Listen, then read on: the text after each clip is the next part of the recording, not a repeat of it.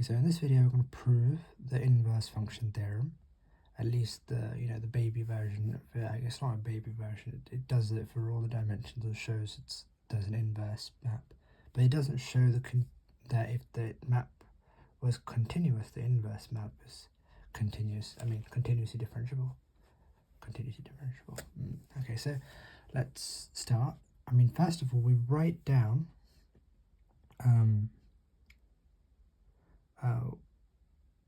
that equation from the definition of the derivative, right?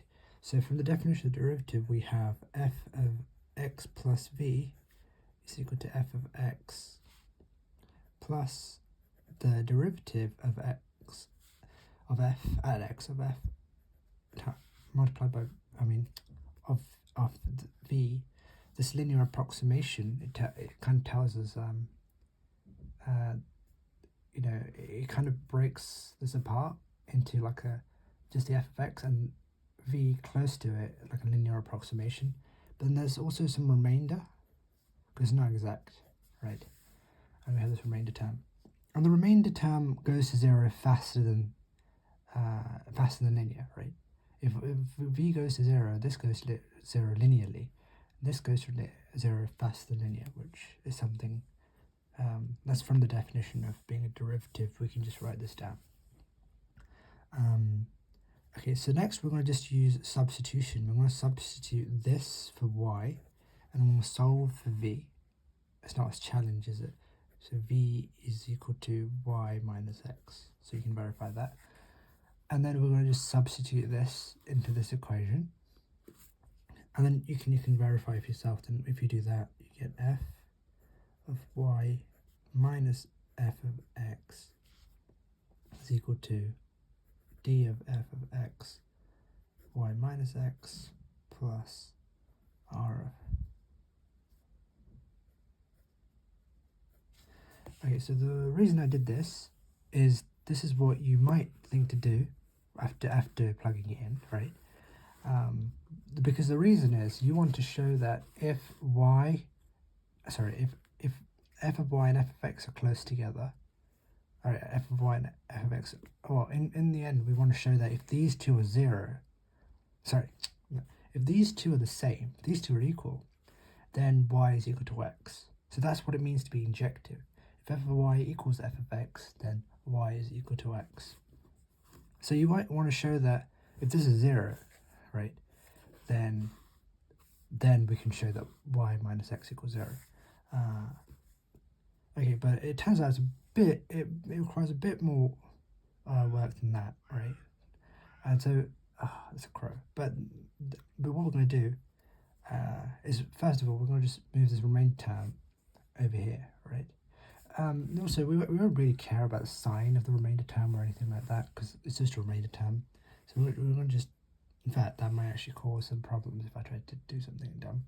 Anyway, we're just going to move the remainder term over here, okay? And then we're going to use the triangle inequality on this, right? So, in fact, we're not going to do that yet. Sorry.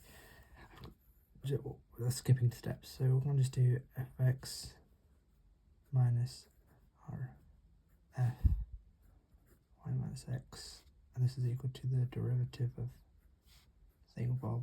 Okay, so just moved it over. Okay, now we want to use the thing we said.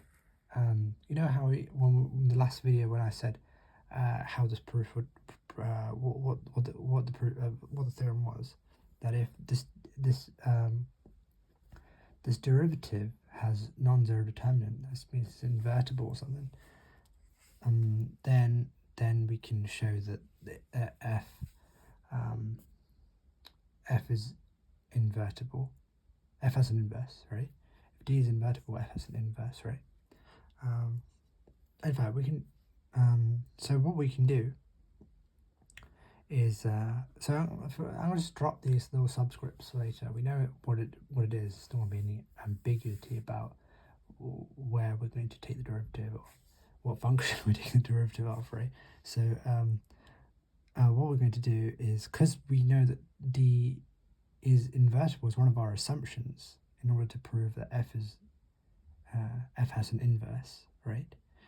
what we're going to do is we're just going to just take the derivative, take the inverse.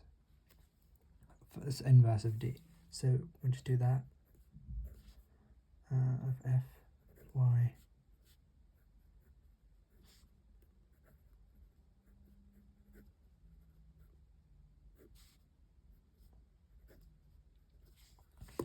Okay, so the next step. Okay, so we can already just apply the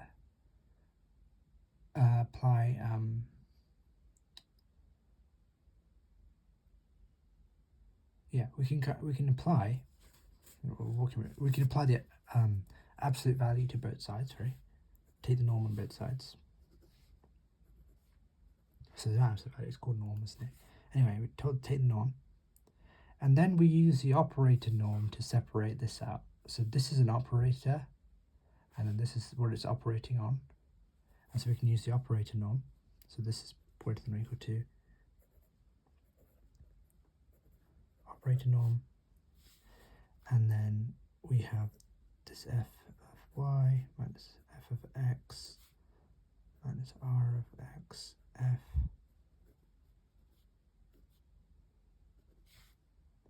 Okay, so we've done that. Okay, and now we're going to split it up again. And so this is equal to, we have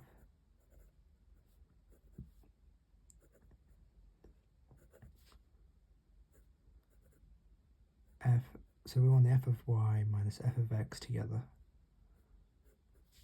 and then plus,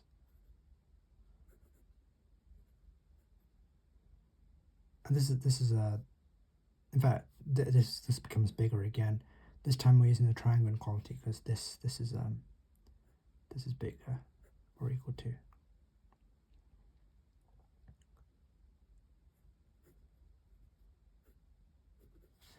Okie dokie. So we have that. Right here we use triangle inequality to go from here to here. This is positive, so we can just do that. Operator norm. Okay, so now what we want to show is that this part is pretty small, we can ignore it. So the way we're going to do that is we're going to use, when we said over here that this is faster than it goes to 0 faster than linear. What that means is for all epsilon greater than 0, there exists a delta greater than 0 such that if y minus x is less than delta, then r of f of x y minus x, this is less than epsilon times y minus x. So like how are you supposed to remember that?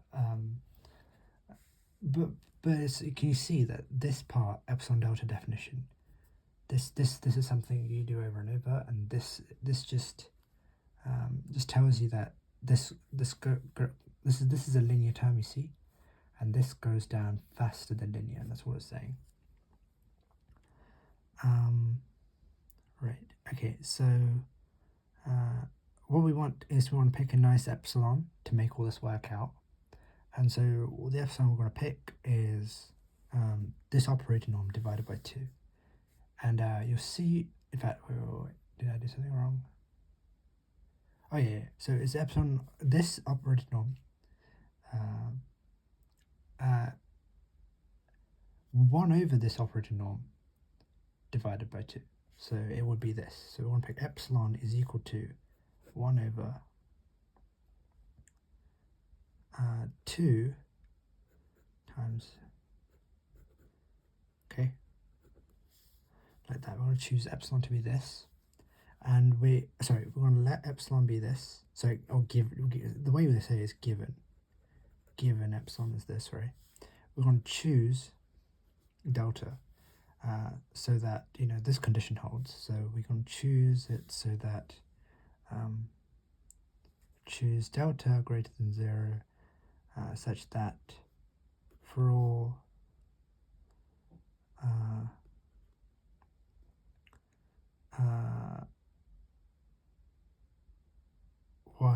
minus x less than delta r of x f of y minus x is less than 1 over 2 operating norm. There's so much writing in this one, I'm not joking. Anyway, and then times, what's this, y minus x, I think. Okay, so that's from here. We'll just plug in epsilon over 2. We'll pick this delta from the definition of this thing. Sorry, you didn't see that. Okay, and so we have this, and what we'll do is we're going to plug this in over here because we just want to make the sum even bigger, right? So we're allowed to do that. And so what we get is d inverse OP, operator norm, and then this is times f of, so we're going to expand it out while we're doing it, because otherwise there'll be so many steps I have to write down. And then plus, because we're expanding it out, then this multiplies by this, and then we cancel out this part, and then we have 1 over 2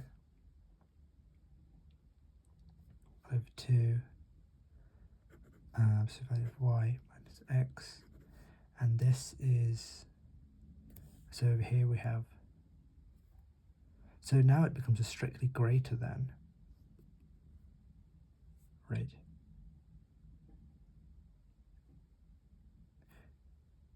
I think I'd stick with greater than or equal to, right? That'd be better.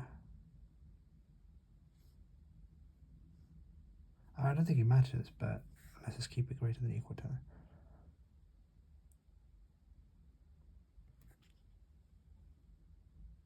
Yeah, it doesn't matter. I don't know.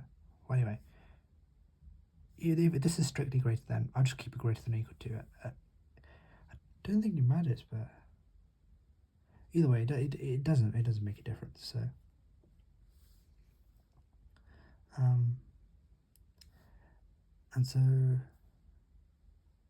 then we have over here we have y minus x.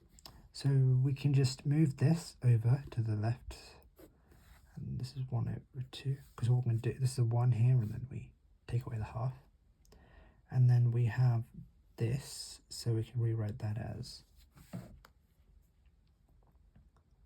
absolute value of f of y minus f of x.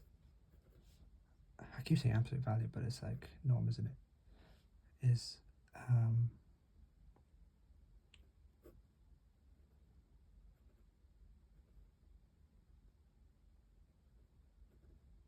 so I've just thought of y. Okay, so this is strictly less than, but then this has to be greater than 0 as well, right? But if we allow it to be equal to 0, then this has to be less than or equal to. So that's the thing. Okay, that's the thing. Sorry about that. Right, this has to be greater than 0 for it to work. So over here as well. If we allow it to also be equal to 0, so if we just get rid of this, then we need this equal to sign. Okie dokie.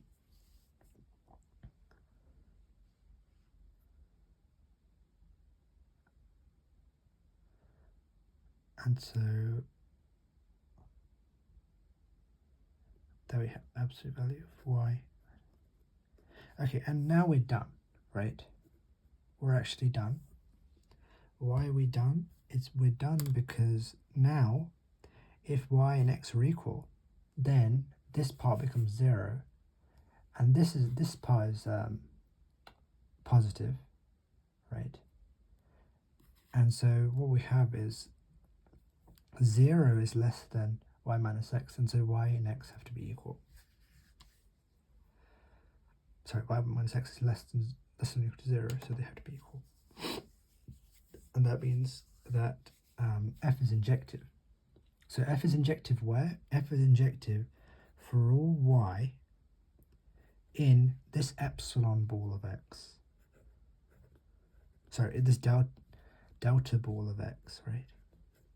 So we found a neighborhood around x for which f is invertible, and so we've shown this theorem, we've proved the theorem. So we're done.